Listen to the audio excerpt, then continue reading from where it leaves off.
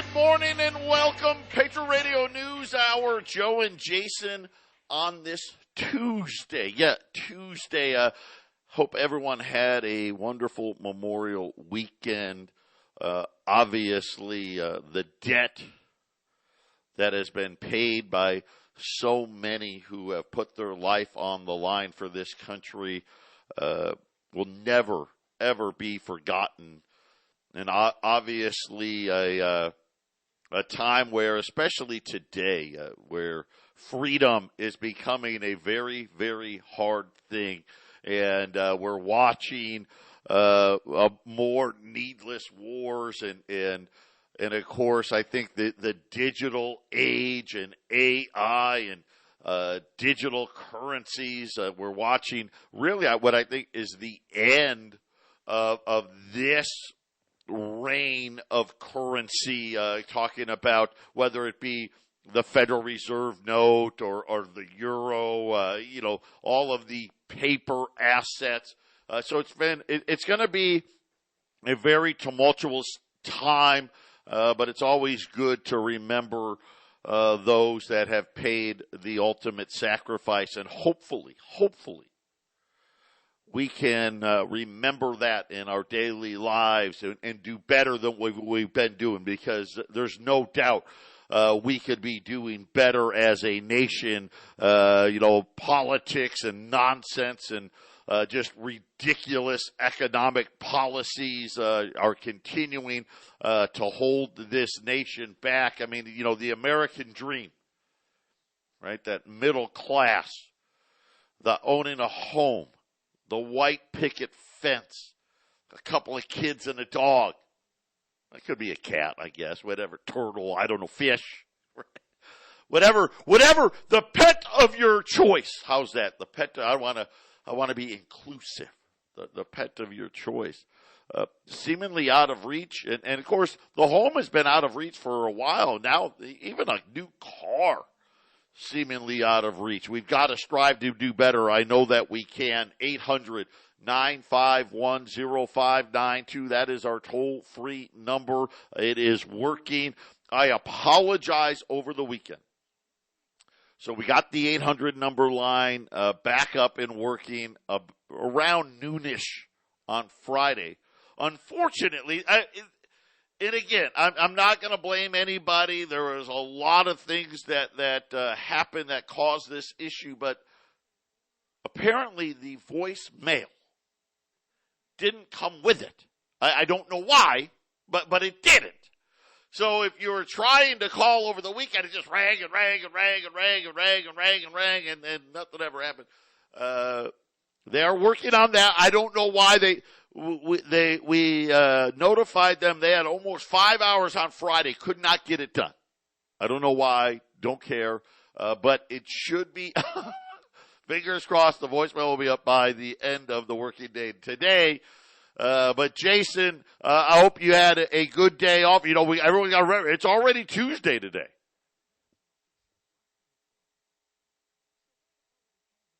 Can't hear you. Still can't hear you. So I have no Jason. I don't know if everybody else has Jason and I don't. I'm not sure. But we'll work on it. We think that, yeah. Oh, man. This is funny. They've been working on Jason's studio all morning. I'm going to read you. So Jason and I can see each other, even though he's in Colorado. And and we also can type text, and it's not text, but we can message each other. So at 8:06, he says to me, right as I started talking, everything should work. Well, we made it to about 8:09, not quite. We're working on that too, man. We're working on a lot of stuff. We got a lot of irons in the fire. Okay, so let's just move on here. Let's start talking about over the weekend. There was news about a debt ceiling deal. We're going to talk about what that was. I don't think anybody will be surprised, but they weren't basically going to cut anything. The whole thing. Now, the headline said they're going to cut spending a 0.1%. No. So here was how the deal was laid out. Here's how bad the government is right now. Okay, you got Social Security, right? You got Medicare, Medicaid, and Social Security. Can't touch that, right? Well, I mean, you could, but they're not going to. I mean, those two bills, you're talking, I don't know, 2.2, 2.3, maybe even 2.4 with the new bump in Social Security, $1 trillion. You have the interest on the debt. I can't do anything about that. First quarter, by the way, we just got this number, $232 billion. That is a new all-time record high. Of course, you multiply that by 4. We're essentially going to pay $1 trillion of interest, which either this year, 2023, which ends in September, or 2024, the interest on the debt will have passed Medicare and will be the second biggest expense, Medicare, Medicaid, right behind Social Security. Unless, if they do a Jamie Dimon go to 7% by next year, the interest on the debt will be the single biggest expense that the government has. But here's what the government decided. Hey, there's only two places to cut. Discretionary spending and the military. The deal was, and like I said, the Democrats and the Republicans, they all want to spend your money. They just want to spend it differently. They're going to increase military spending, decrease discretionary spending, pretend that they're actually going to spend less. The deficit's actually going to get worse. But now there's a problem because some of the Republicans are saying, hey, wait a minute, we didn't cut any spending. We'll be back after the break.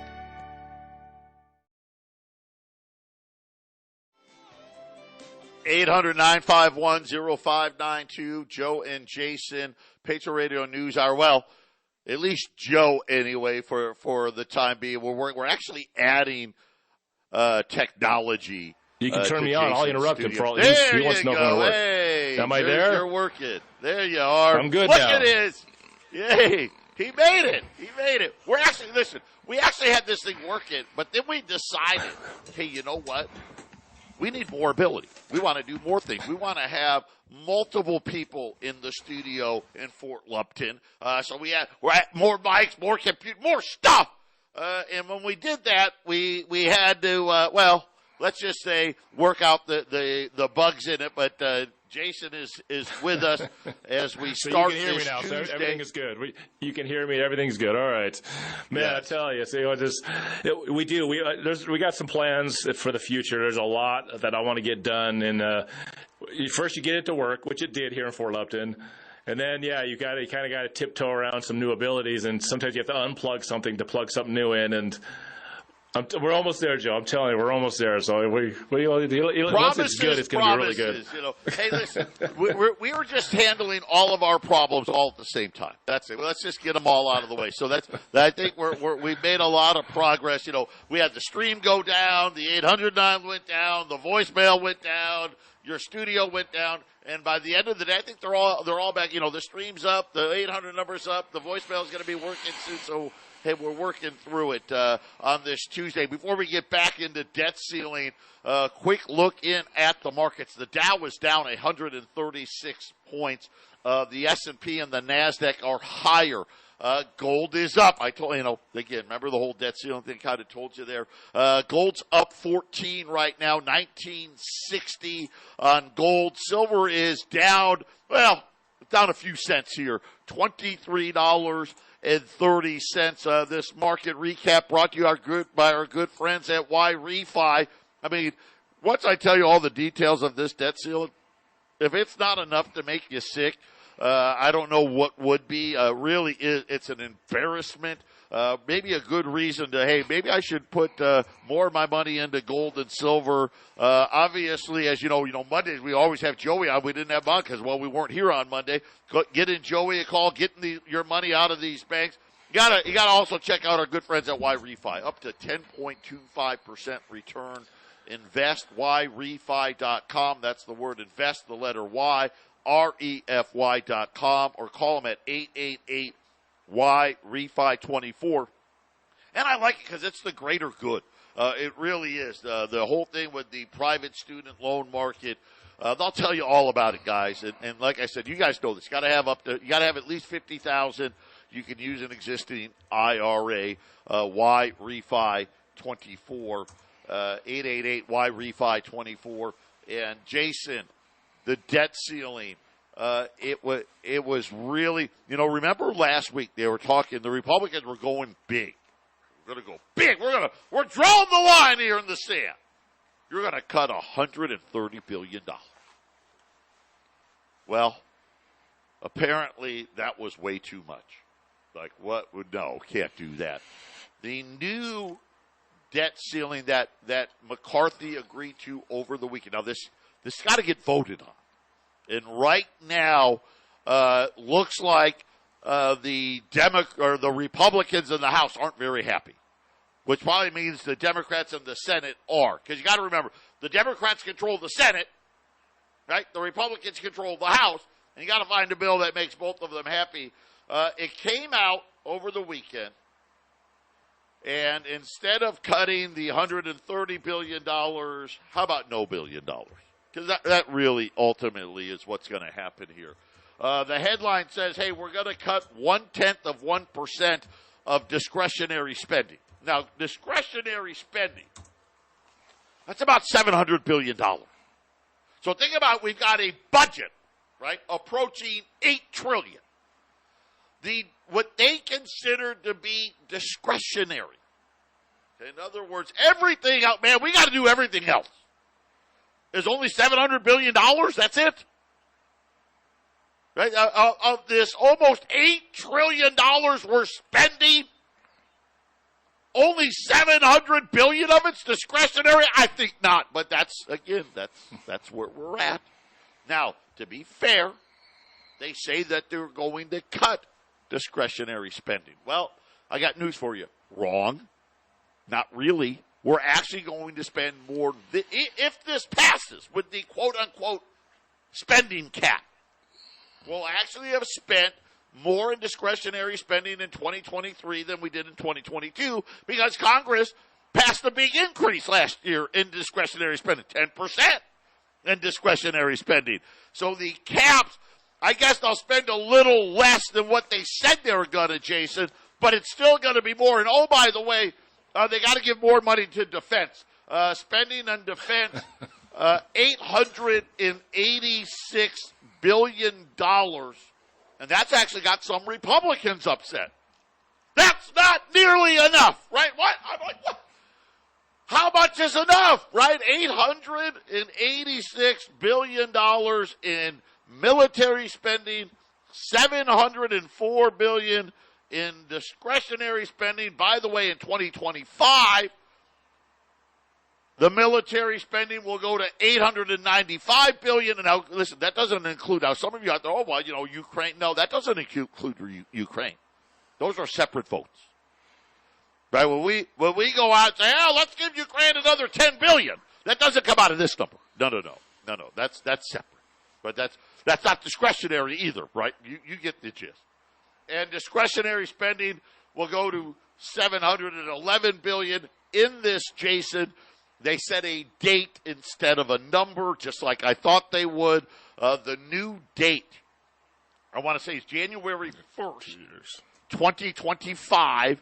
And they know with emergency measures, which we're in now, they'll get well past the next president, whoever that will be inaugurated before they have to do the next debt ceiling, Jason. Yeah, and it's interesting because I did watch a little bit of, I think it was McCarthy talking about it. I think I was actually working out, and there was a TV on it where I was at. And it doesn't really matter that much, does it, Joe? Once they pass a budget, the president can just decide to change where the money's going anyway. So they're really arguing a whole lot about nothing. Because once the budget's passed, they can change it afterwards. It's all about they can do right. They can pass new legislation. They can do new spending, right? Because let's face it, it would be one thing if the Congress said, "Okay, this is the budget. That's all we can spend." Right here it is, hard line. Right, that's it. But we want to give more money to Ukraine. We want to send more stuff to Ukraine. Well, right. Then, okay, well, tell me what you're going to take out there. Nope, that's not how that works, right? So with a stroke of a pen, they can just spend more. The IRS, remember the IRS? Oh, we're going to take $10 billion away from the $80 billion. Yeah, how about $1 billion? Well, now I'm lying to you. $1.4 billion less for the IRS. So I guess, yay, right? I mean, I don't know what that will do. But nonetheless, Jason, that was it. And now the McCarthy says things are not looking great right now in the House, as obviously the Republicans are not happy.